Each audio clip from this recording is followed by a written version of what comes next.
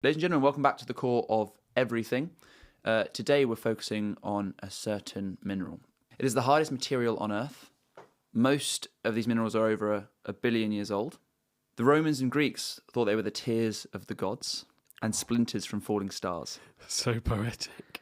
They were traded as early as the 4th century BC in India. They are a girl's best friend, and they are forever. But how do they form?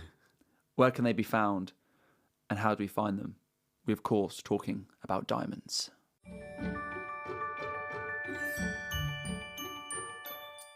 So, what are diamonds? Well, they are pure carbon. So, if you heat carbon and put it under immense pressure, it becomes graphite as a precursor. You put it under even more heat and pressure, it becomes diamonds. And this forms very deep inside the earth. Now, mined diamonds are actually rarely used in jewellery, so only maybe 20% are actually clear enough to be used as a gemstone. Most of them, because of their hardness and durability, are used in drilling, cutting, and polishing, particularly in drilling into the earth, because it's obviously, as it's the hardest material, it can cut through rock, basalts, and metamorphic rock, sedimentary, everything like that. Do they use diamond drills to drill for diamonds? Funny enough, they probably do. Although you're not going through a massive lump of a diamond wall. Diamonds are sort of small inclusions in different rocks. Yeah. You'd be very lucky, man, if you hit a diamond block. Yeah. But diamonds are used to cut other diamonds because it's the only thing that can be used to cut other diamonds and shape them and polish them. The name of diamond is derived from the Greek word for hardness, which is adamas, which means indestructible. It's a 10 on the Mohs scale, which rates hardness. So it's the hardest mineral known to man. And as I say, only a diamond can cut another diamond. So the question is, due to their durability, their hardness, they're almost not of this earth. So the question is, how are they produced on Earth? So about 99% of the diamonds we have are actually formed by the same process, and that's forming deep down in the earth at about 160 kilometers. And this is where we have our diamond stability zone, requiring carbon-rich rocks to form diamonds. So theoretically, if you had a carbon-rich rock 100 miles into the earth, around the earth, you could have a ring of diamonds around the mantle. Yes, but not in reality. So this kind of, we don't find diamonds globally, and typically we find them mostly below the stable interiors of continental plates. So remember, we've got continental and oceanic plates, and at the center of continental plates, these are called cratons, these kind of stable, very old bits of the crust. And because they're very old, they're also very thick, and that's good for exerting a lot of pressure on whatever's below, down in the mantle. One of the problems is that there's actually not much carbon in the mantle, so it's quite hard to form these things because we need carbon-rich areas. So so when we're talking about deep into the earth, how much pressure, what are the temperatures? Yeah, so in this diamond stability zone, we're looking at 725,000 pounds per square inch of pressure. So that's about 5 gigapascals or 50,000 times atmospheric pressure. And temperatures of over 1,000 degrees, typically you need about 2,200 degrees Celsius to form these diamonds. Just to give a context of the pressure, I looked on ChatGPT and it said something like, that is the weight of the Eiffel Tower pressing down on a stamp. Wow. That's huge. Yeah. And temperatures? Around 2,000. Yeah. So lava is what? Up to 1,600 degrees C? Mm-hmm. So, it's hotter than lava. Yeah. Pretty toasty. Yeah, yeah. So you've got these diamonds forming down in deep in the earth. An example of one of these cratons is the Karpval craton in kind of northeast South Africa, and you've kind of got these where the craton is. You have these kind of plumes of magma that bring up diamonds, and then off of the craton you have these plumes of magma, but they don't have diamonds in them, which is quite good evidence for showing that you need these stable old interiors. And to bring the diamonds to the surface, you need what we call primitive magmas, so coming from deep, deep down in the earth, and these are called kimberlites and lamprarites, and they're typically like pipes of magma. I'm pretty sure, so kimberlites, I think they're called kimberlites because the town of Kimberley in South Africa is where we first discovered this phenomenon. Right. And so the idea is that kimberlites are rising from, so you got the mantle, diamonds form 100 miles into the earth, and the mantle carries diamonds, so the magma from the mantle carries diamonds up to the surface. Yeah. And might erupt as volcanoes. And could erupt, or sometimes things get weathered down on the surface and then they kind of leave the diamonds behind if these kind of erupted. There are a few other processes. So subduction zones, that's where our oceanic plate is diving below the continental plate. Because of that process, we have really high pressures. So actually we might not need quite the same depths, only about 80 kilometers in depth, and maybe very low temperatures, 200 degrees or so. And the rocks that we found these diamonds in these areas seem to be consistent with oceanic crust, which suggests they form from this process. A few other places, particularly ones related to kind of extraterrestrial stuff. So we find nanodiamonds in meteorites. So about 3% of the carbon we find in meteorites occurs as nanodiamonds. So these are only about 10 nanometers in size. Yeah. And they form because of impacts with other asteroids? Yeah, so we think that they're collisions of various extraterrestrial bodies forming these nanodiamonds. So a particular group that have them are the Uralites, and we think that it's a slightly nebulous group of meteorites. Are they rare? Do you know what I mean? Nah, weak. That's weak, sorry. But it's true, they are rare, so it helps us to remember it. So these have nanodiamonds, and they're thought to have undergone collisional processes. But they're also found in interplanetary dust particles. So a bit like we talked about these micrometeorites in the past, these are tiny little dust grains, and we find nanodiamonds in them. Many of these nanodiamonds are pre-solar, so are possibly from the interstellar medium, where grains have just kind of collided into each other, and the shock of those collisions have formed these tiny diamonds. Pre-solar? So before the sun formed, before our solar system formed. So they're not from our galaxy? Not from our solar system, probably somewhere from the interstellar medium, all this dust and gas hanging out in our galaxy before the sun formed. Okay. And that kind of leads on to the other way we can form them. So impacts, these hypervelocity impacts of things like asteroids. These rocks are traveling more than 10 kilometers per second. And we found them in Meteor Crater, which is in Arizona. That was a crater that formed 50,000 years ago.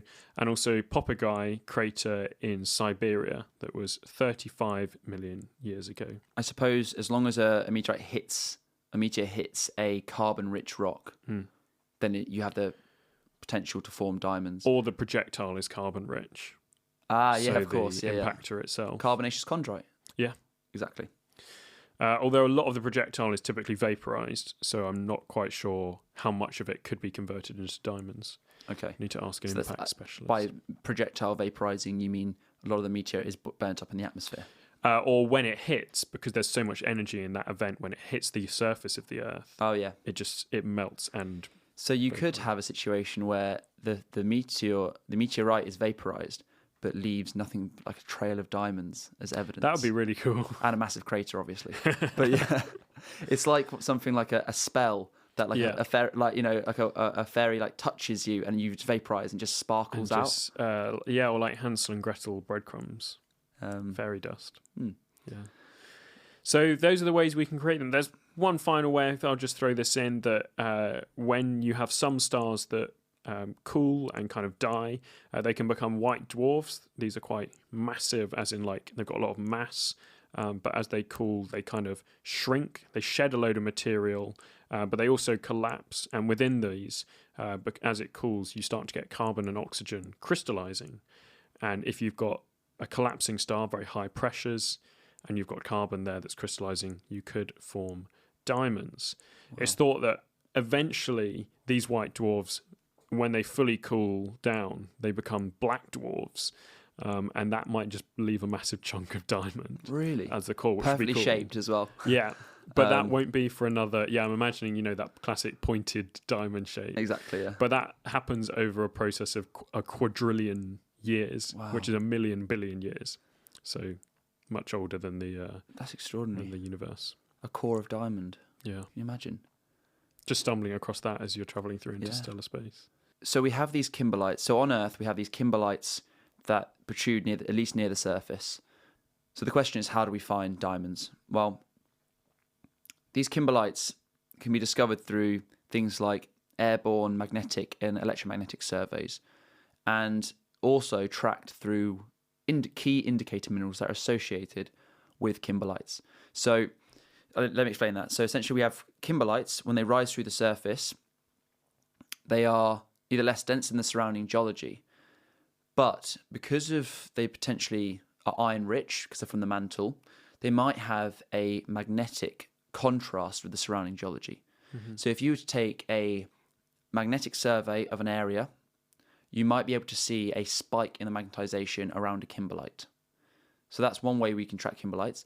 The other one, which is quite important, is a key indicator minerals. Now, these are typically associated with kimberlites with diamonds, and these minerals that are found in kimberlites are things like garnet, diopside, ilmenite, chromite, and these are all formed either in the mantle or as the magma rises. And one way in which we can track kimberlites on the surface using key indicator minerals is using something called eskers. And there's a great paper in Earth Science Reviews from 2011 that discusses eskers being used to track down kimberlites where we can find diamonds. And essentially what happens is as kimberlites reach the surface, as Mark alluded to earlier on, they get eroded. And one way in which they're eroded is through ice and glaciers. Now, as Actually the had ice... one of our American listeners picked up on that recently Oh, and really? said, "Oh, it seems that we say these things differently, but I'm not quite sure which one's which." Yeah.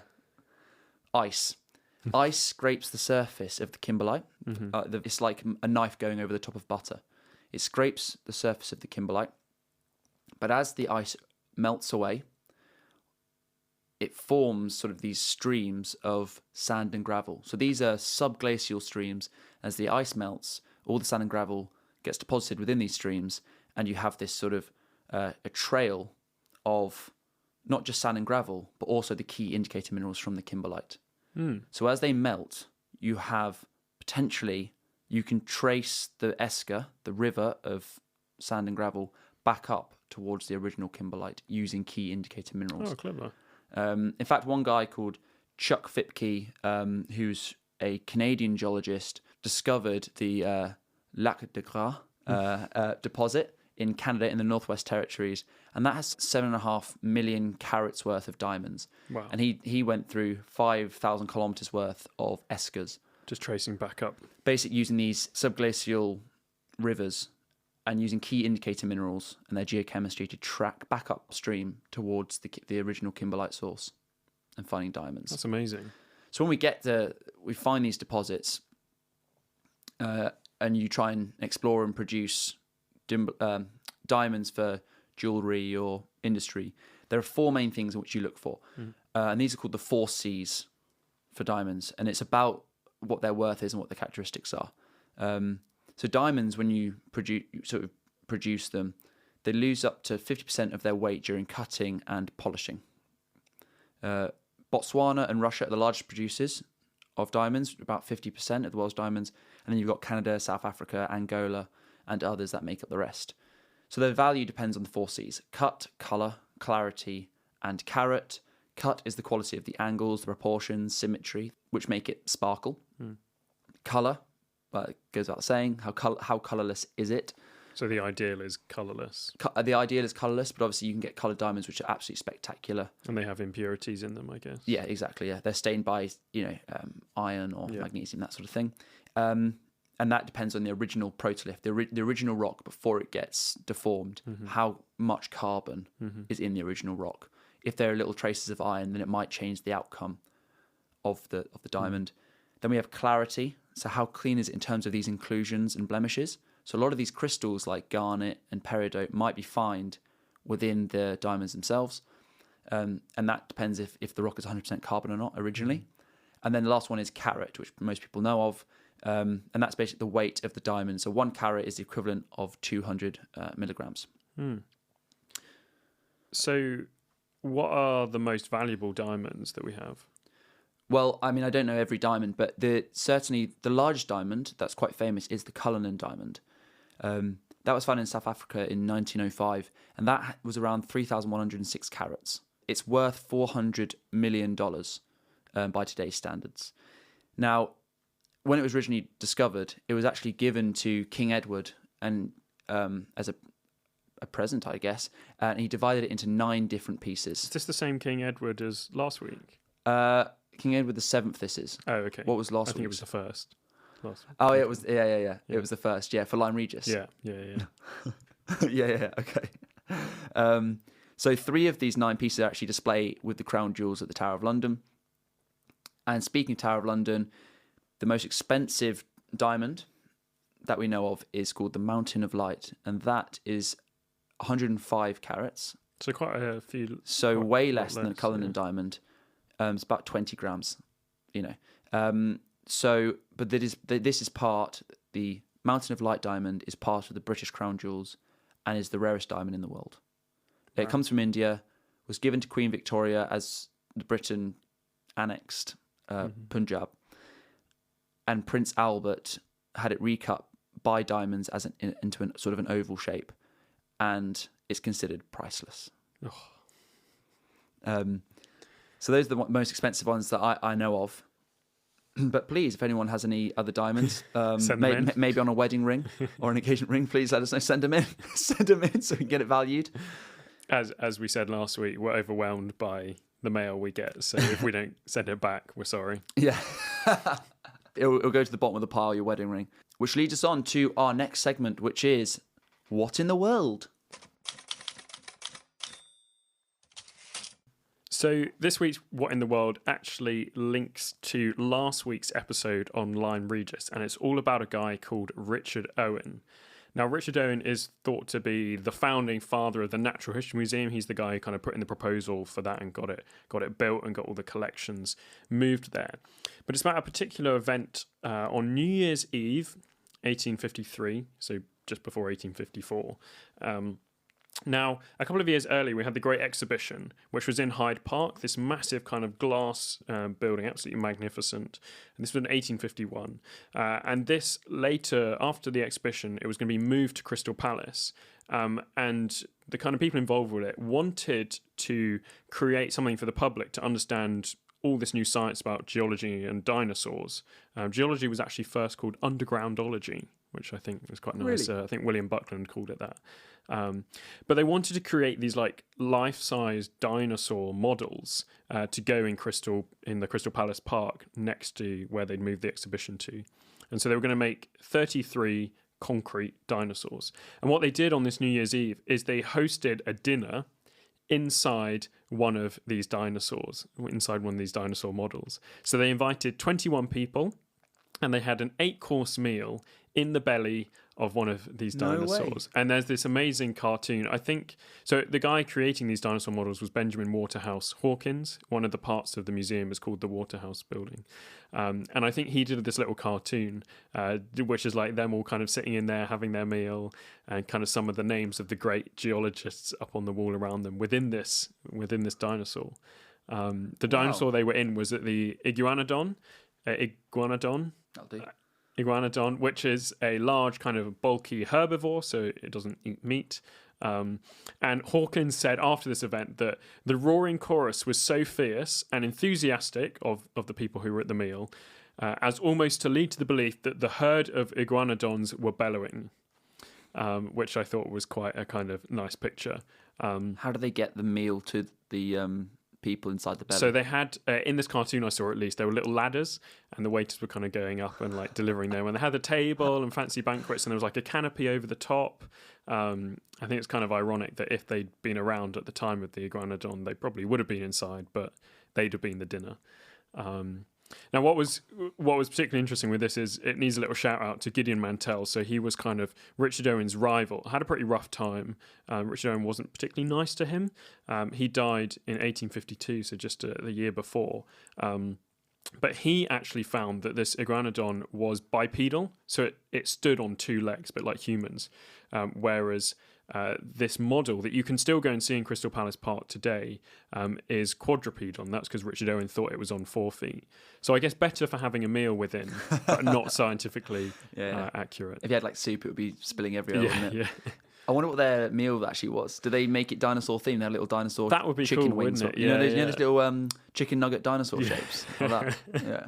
It sounded very fancy, you know, a fish course and a cheese course and... How sickening. All It these was a things. herbivore and you're eating meat inside of it. Yeah. A bit of a power move, isn't it? So there we go. That's really interesting. And you can go see it today in Crystal Palace. Still go and see it today. Yeah, they're well maintained, and yeah, you can go and visit them And they're big enough for 20 people. to fit inside. Wow. I think it might have been something like 15 people were on the table inside, and there were 6 people who were under a canopy next to the dinosaur, kind of under an awning. But it was all the kind of the scientists and the businessmen and the politicians of the day were invited. But that's heavy. The gentry. Wow. Yeah. It's almost like Troy, isn't it? Yeah, yeah. And these dinosaurs are built the way they thought they should look at that time. So I think some of them look a little bit weird. Human eyes. Yeah. Yeah. So that's our what in the world. But if I can add on a what in another world. Yeah, go for it, yeah. So talking about diamonds, there was a study done by Dr. Kevin Baines of the University of Wisconsin-Madison and JPL, NASA's Jet Propulsion Laboratory, and also Mona Delitsky from the California Specialty Engineering. This was an abstract presented in 2013, where they found that on Jupiter and Saturn, they think it actually rains diamonds. Ouch. Which is insane. So in the atmospheres of these planets, you've got lightning that's transforming methane, so carbon and 4 hydrogens, into soot, so just carbon. And under the immense pressures of the atmospheres of the gas giants, this soot transforms to graphite, as you said, and then to diamond via these very high pressures. And actually the diamond that they think is forming in Jupiter and Saturn is about 3 times more dense than diamonds that we have on Earth. So about 9 grams per cubic centimetre rather than sort of 3.3. And you actually, they think in the atmospheres you get these strata, so like layers of carbon allotropes. So an allotrope is like different forms of an element. So I don't know, example might be if you've got a bar of chocolate and one allotrope is a dairy milk bar with the squares, another allotrope might be an aero bar, still dairy milk. Well, I don't know if it is dairy milk, but still milk chocolate, but like a different form. Or another one might be a Tony's Chocolonely bar, kind of all the random shapes. So we've got these allotropes, these layers of different types of carbon, soot at the top, then graphite, then diamond. And they think on Saturn, they think per year it's forming 1,000 tons of diamonds, which is about the same weight of about 650 mid-sized cars. Wow. So it's a huge amount of diamonds they think is forming. And then as they descend lower into these atmospheres towards the cores of Jupiter and Saturn, the pressures are so high, about 500 gigapascals, so 5 million times atmospheric pressure on Earth, and temperature about 8,000 Kelvin. And these are sufficient to melt those diamonds into a liquid sea close to the core. Oh. But the even cooler thing is that on Neptune and Uranus, they think that these diamonds are being formed, but because these planets are further from the sun, they're not hot enough to melt the diamonds. And so they're raining down on towards the cores of these planets, but they're not melting into a sea. So it's possible you just have like a beach of diamonds. Wow. Layers of diamond rock. Yeah. How does that work though? Because, you know, on Earth we have that cycle of, you know, oceans evaporating, forming clouds with the condensation in the atmosphere, which then travels over top mountain ranges, then it rains, then it trickles back down into the ocean. You have this cyclical, well, the water cycle, essentially. Do you have the diamond cycle in Neptune and Uranus? That would be nice, wouldn't it? I guess you probably don't have like evaporation Well, that's what of I mean. diamonds, but maybe you do. If you don't have evaporation of diamonds, then if it keeps raining diamonds, oh, It's just going to fill up. it's just going to fill up with diamonds. I wonder whether maybe the temperatures are high enough not to boil off the diamonds from this liquid sea, but maybe to evaporate some, and perhaps you do have some kind of convective cells. Can you imagine you can swim in diamonds? That'd be amazing. It'd be quite hot. 8,000 degrees Kelvin. Yeah. Nice relaxing bath. That's really interesting. Thanks very much. So there we go. Thanks very much for joining, everyone. I hope you enjoyed our episode all on diamonds. Do feel free to send us your diamonds if you have them, so we can analyze them and let you know how much they're actually worth. I quite like that one of Neil Diamond's songs is called Love on the Rocks, which I think just really drills into that geology. I bet that song's an absolute gem. On that note, thanks very much for joining, everyone. I hope you enjoyed the episode. See you soon. See you soon. Bye. Bye.